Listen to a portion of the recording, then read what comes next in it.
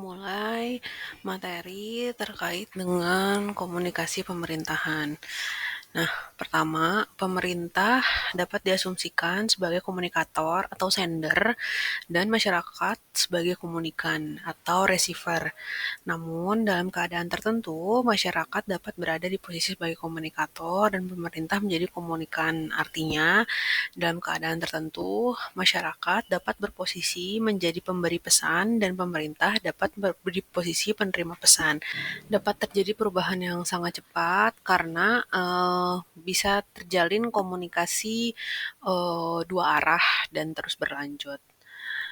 Kemudian komunikasi pemerintahan merupakan komunikasi antar manusia atau human communication yang terjadi dalam konteks organisasi pemerintahan. Karena itu, komunikasi pemerintahan tidak lepas dari konteks komunikasi organisasi dan ia juga merupakan bagian dari komunikasi organisasi. Menurut Malone, informasi atau pesan yang disampaikan dalam komunikasi pemerintahan dapat berisi ide, instruksi, ataupun perasaan dari pemimpin. Pesan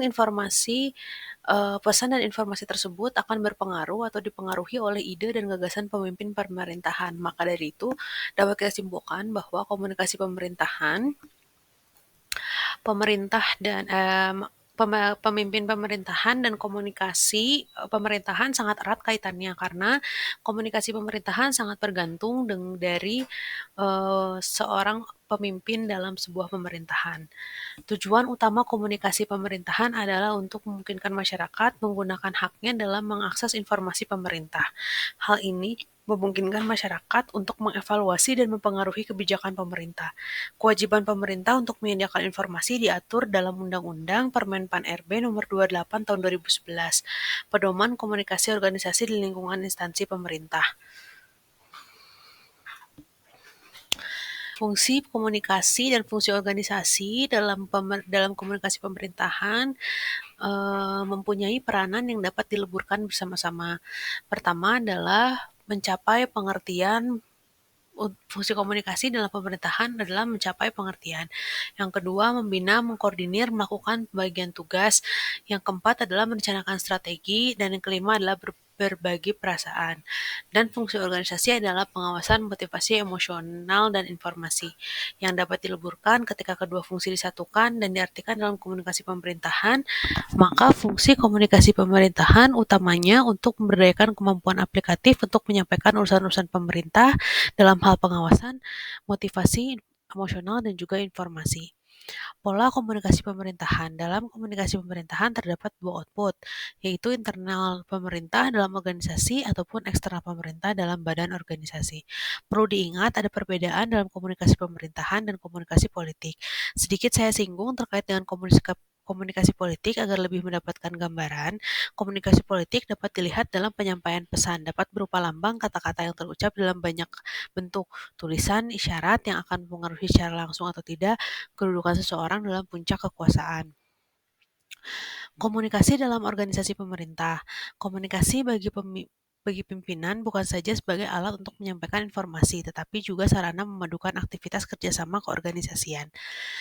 Michael Tolela Myers dan Gail E. Myers menyatakan bahwa communication is what permits people organize. Without communication, there is no organized activity. Paradigma komunikasi pemerintah adalah pemikiran komunikasi pemerintahan ke arah berjalannya fungsi-fungsi manajemen untuk mencapai tujuan organisasi, menyusun rencana, menyeleksi, memimpin, memotivasi, dan menciptakan iklim komunikatif menuju tingkat kesejahteraan bersama antara pemerintah dan masyarakat dengan sebaik-baiknya. Komunikasi pemerintahan dalam internal organisasi dimaksudkan untuk pengirim dan atau menerima informasi atau tugas atau task information antar administrator dan aparatur. Untuk mengirim dan atau menerima informasi yang berhubungan dengan tugas, proses komunikasi membutuhkan jaringan komunikasi, yaitu satu set saluran di dalam satu organisasi melalui komunikasi berjalan atau informasi yang disalurkan, atau proses transmisi dari satu anggota ke organisasi kepada yang lainnya. Dalam organisasi ada jaringan komunikasi yang relatif longgar atau fleksibel, dan ada jaringan komunikasi yang relatif ketat atau atau kaku atau bisa dapat dikatakan rigid. Jaringan komunikasi longgar umumnya ditemukan dalam organisasi bisnis atau privat, sedangkan jaringan organisasi kaku pada umumnya terdapat dalam birokrasi pemerintah. Jaringan komunikasi yang kaku dalam birokrasi pemerintah ditampilkan dalam jaringan bentuk puter balik atau scalar change, bagaimana jaringan rantai komando atau change of command, seperti dalam bagan yang terlihat dalam PPT ini. Ini semua dapat dikatakan dengan ciri-ciri organisasi birokratis, pembagian kerja, struktur, hierarki, aturan formal dan prosedur, impersonalitas, karir didasarkan atas prestasi dan rasionalitas. Bagaimanapun juga, ciri-ciri tersebut berpengaruh besar terhadap kegiatan komunikasi pemerintahan yang secara khas dianggap sebagai organisasi yang mengadopsi ciri-ciri birokrasi. Komunikasi bentuk ini sangat menekankan komunikasi vertikal atau vertical communication dengan arus komunikasi dari atas ke bawah, downward communication, berdasarkan kekuasaan, power relationship dalam suatu organisasi. Tipe struktur organisasi birokratik seperti organisasi pemerintah menunjukkan hubungan kekuasaan dan hubungan jabatan. Seorang pejabat puncak membawahi sejumlah pejabat lain dan atau sejumlah pegawai non-manajemen. Hubungan antara atasan dan bawahan adalah hubungan vertikal yang menunjukkan saluran otoritas ke bawah dan akuntabilitas ke atas dan koordinasi. Sedangkan hubungan antara pejabat sesama tingkat adalah hubungan horizontal yang menunjukkan kerjasama komunikasi horizontal yang biasanya ada timbal balik. Komunikasi ini banyak dilakukan dalam bentuk komunikasi lisan sehari-hari dalam hubungan jabatan. Komunikasi pemerintahan internal lebih merupakan komunikasi dalam hubungan kerja. Dalam hubungan kerja tersebut terjadi komunikasi ke bawah, komunikasi ke atas, dan komunikasi ke samping, memiliki perbedaan dan fungsi masing-masing. Hubungan kerja dalam komunikasi pemerintahan dikenal adanya komunikasi informasi dan komunikasi penugasan. Yang pertama untuk menyampaikan informasi saja seperti dalam proses komunikasi pada umumnya, sedangkan yang kedua adalah cara memberi tugas diselesaikan dengan efektif dan efisien. Terdapat komunikasi formal dan komunikasi informal. Yang termasuk komunikasi formal adalah komunikasi yang cenderung memperlihatkan komunikasi tugas, yakni komunikasi antara bawahan dengan atasan ataupun sebaliknya. Saluran komunikasi formal mengikuti jenjang komando yang sudah mapan atau established melalui suatu hierarki otoritas organisasi. Oleh karena itu, saluran komunikasi formal diakui sebagai salah satu yang resmi atau official dan otoriatif, maka cenderung merupakan tipikal dari komunikasi tertulis. Ciri lain dari komunikasi formal adalah pesan yang digunakan untuk semua pesan-pesan resmi termasuk pengarahan, prosedur, kebijakan, keputusan, memorandum, instruksi kerja, dan lain-lain. Komunikasi informal pada umumnya tidak mengikuti jalur hierarki organisasi dan otoritas, akan tetapi merupakan saluran komunikasi yang tidak direncanakan oleh superior. Dalam kenyataan di lapangan, komunikasi informal sering melangkahi saluran komunikasi formal. Selain dari berbagai saluran komunikasi, permasalahan tidak dapat diabaikan dalam berkomunikasi adalah perbedaan latar belakang budaya di antara pengirim dan penerima pesan karena kultur yang dapat menimbulkan error ataupun noise. Adapun peran media sosial dalam institusi pemerintahan. Saat ini, media sosial mengubah cara humas pemerintah dalam berkomunikasi dan melakukan tugasnya. Setelah ditetapkan Instruksi Presiden Nomor 9 Tahun 2015 tentang pengelolaan komunikasi publik, lembaga pemerintah telah menggunakan media sosial sebagai salah satu saluran komunikasinya.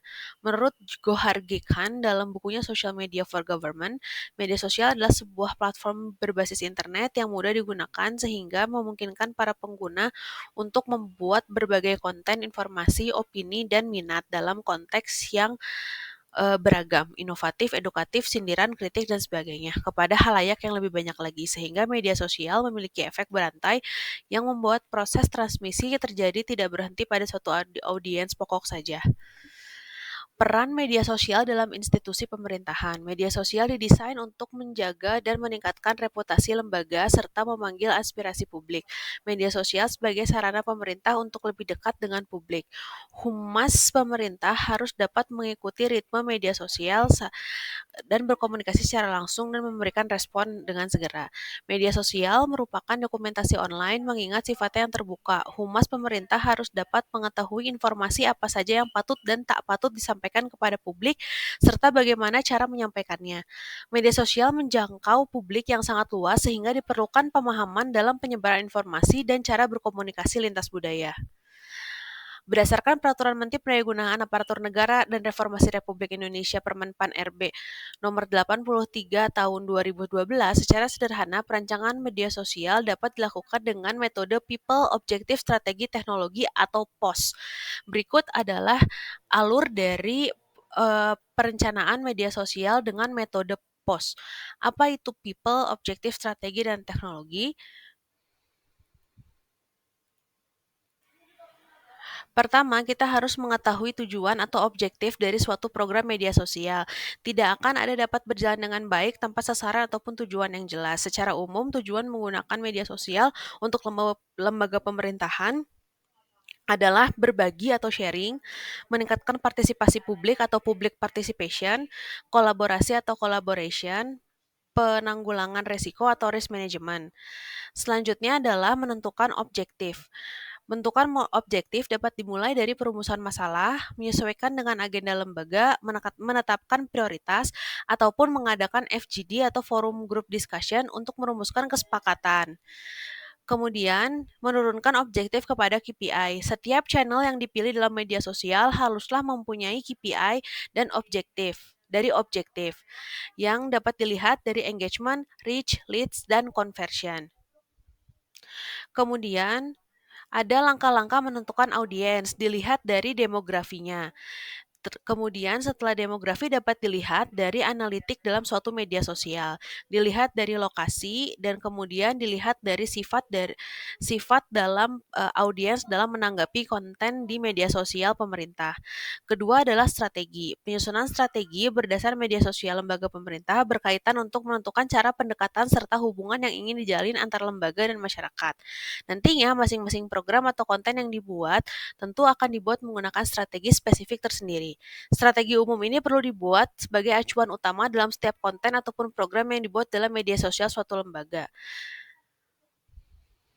Langkah-langkah untuk menentukan pesan utama atau strategi untuk menentukan pesan utama adalah melakukan riset, mengumpulkan data internal lembaga, menyusun target yang ingin dicapai, dan menentukan pesan bersama.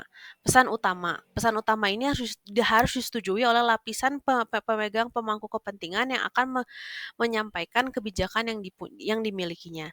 Yang keempat adalah teknologi. Penyusunan program media sosial tentu saja tidak dapat lengkap jika disertai dengan penentuan teknologi yang digunakan. Penentuan teknologi terbagi menjadi dua, yaitu adalah perangkat hardware dan perangkat software. Perangkat hardware berkaitan dengan perangkat yang akan digunakan untuk menggunakan konten serta mengakses aplikasi media sosial, dalam hal ini berupa komputer ataupun smartphone. Perangkat lunak berkaitan dengan platform serta aplikasi media sosial yang akan digunakan oleh setiap lembaga. Sebagaimana yang telah dibahas sebelumnya, saat ini ada banyak variasi platform media sosial yang tersebar di internet. Namun dalam video kali ini kita akan lebih fokus kepada penerangan POST atau POS, yaitu adalah strategi perencanaan konten media sosial. Nah, itulah beberapa poin utama yang dibahas terkait dengan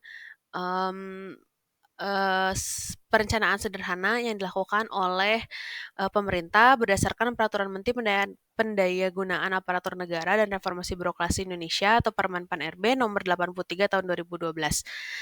Kita akan ketemu di video selanjutnya untuk membahas materi-materi terkait dengan komunikasi pemerintahan di era digital ini. Assalamualaikum warahmatullahi wabarakatuh.